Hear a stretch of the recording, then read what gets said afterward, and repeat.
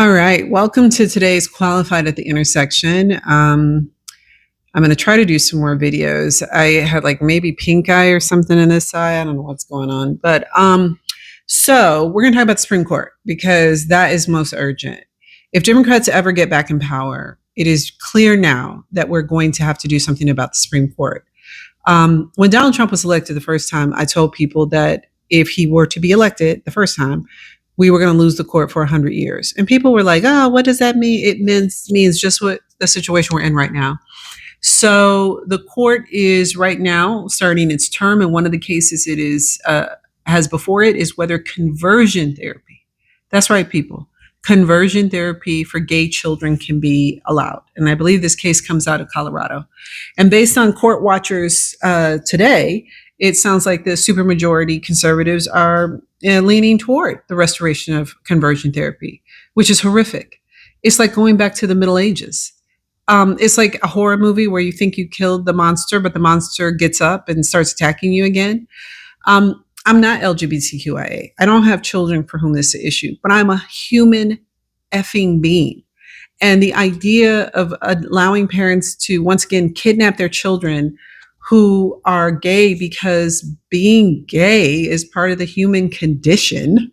And it's part of the condition of animals also. It's just, there's nothing deviant about anything about us as human beings in the way we are made. If you believe in God, God didn't make any mistakes. So why are you trying to correct a mistake God didn't make? It's just, the whole thing is insane. And they are basing this on free speech for the conversion therapists. What about the children? Which I hate to sound like the Simpsons character, but what about the children? What about the people who are subjected to this inhumane and cruel treatment? So we're in trouble. And the 100 years has begun. I don't have 100 years, personally, additional 100 years. And so I would prefer not to live under a regime that every bit of our humanity is stripped away under this court. So it's going to look like expansion of the court, limiting life terms. It's also going to look like getting rid of situations that happened with Barack Obama, where his pick got taken away from him by Mitch McConnell. Like, that can't happen. Like, we have to have better safeguards. And so, but the whole reason I was going to do this today was about the court. But then, of course, the issue of the arguments that are going on about conversion therapy. But actually, what I was going to talk about is an article that was in The Guardian. And I want to say this. Reporting has always been a series of reporting, right? So the Associated Press reports, local news reports, what the AP reports. We are all leaning on each other. So support organizations like The Guardian, because I'm getting source material from somewhere, right? And we are all getting additional material from great writers and thinkers. And my goal is to accurately give you that information. So what I want to talk about is The Guardian had this really good article that I'm going to look at and reference. It's called Justice Ketanji Brown Jackson is trying to warn us about something. Are we listening? And basically, it goes over the Supreme Court's decision in Trump v. Casa, which is the case that limited nationwide injunctions. And it talks about her dissent, a 21-page dissent, and it's a 6-3 ruling. So you have the conservative supermajority and then the 3 lone liberals.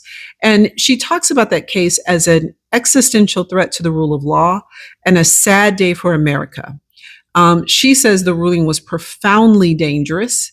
And she said it gives Trump permission to wield the kind of unchecked arbitrary power the founders crafted our Constitution to eradicate.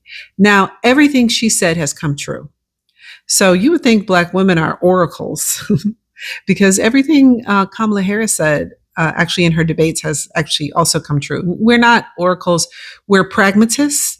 And we know the intersection of history and presence, and we know how power behaves. And so, anyway. And so she went on to say something that drew a strong rebuke from Amy Coney Barrett, which I think is really rich, where Justice Brown Jackson says, this decision will surely hasten the downfall of our government institutions, enabling our collective demise. I mean, that's some serious. That is from a Supreme Court justice. I mean, she's like, help, help. The call is coming from inside the house. And so that if that alone would be enough to get people to pay attention, but she went further. And this is where the article really kind of digs in. She cites the dual state, which is a piece written by Ernest Frankel, a German Jewish labor lawyer who fled Nazi Germany in 1938.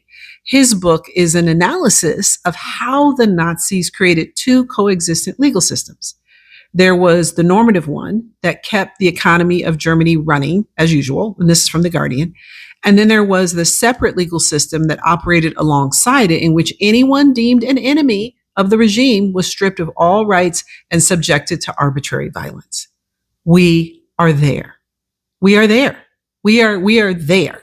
And so in a footnote, she says, they say that she quotes the dual state's description of the way unchecked power is incompatible with the rule of law. So she says, or she uses the footnote, she says, see Frankel, the dual state, describing the ways in which the creation of a prerogative state, prerogative,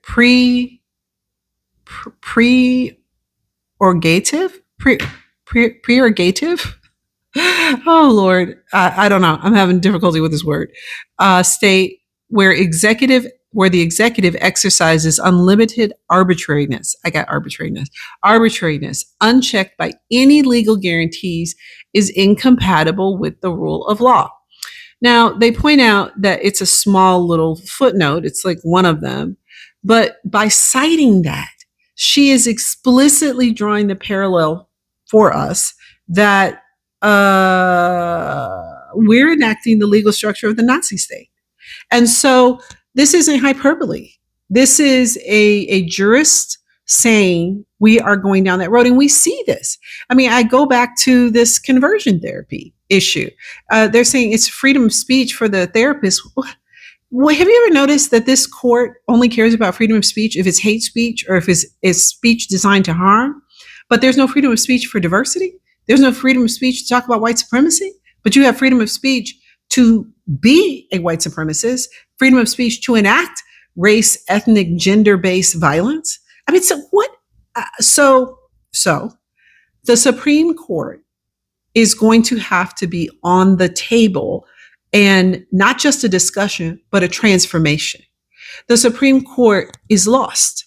And I said this, years ago during the first term. I take no pleasure in being right, but we are there. We are in the 100 years. We're in year 99. No, year 100. We haven't even gotten to 99 yet.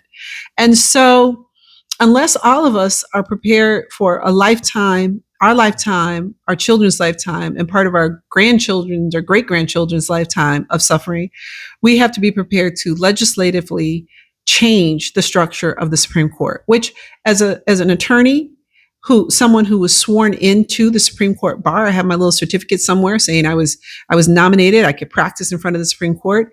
It's a bold thing for me to say. It's not something I say easily. It's not something I say willy-nilly. But you have the Justice Ketanji Brown Jackson, screaming a warning signal in that case, in her major dissent, and then in the footnote, making it plain, baby, y'all live in Nazi Germany. I don't know if y'all know. And so we are in a serious situation. And so the other thing I do want to say about this is that I got that reporting from The Guardian, and The Guardian got that reporting from looking at the case. It is imperative that citizens journalists, people like myself and others, people who are journalists currently on platforms, not share information they can't verify. We are moving into a serious moment where atrocities are in fact happening already, and more atrocities are likely to come. And if we're sharing fake AI videos, if we're sharing videos that are of something else as illustrative of what's going on, it's problematic, because people cannot sort through what's true and what's not. And we know the other side lies with impunity. I mean, they just lie.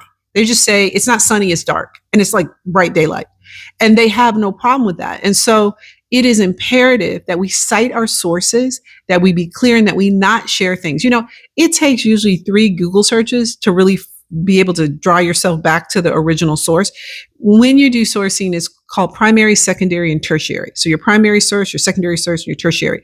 Tertiary is what most people deal with today. They just use the third source and repost it or re-say it. And you can't do that in an environment where real atrocities are currently happening and more will happen.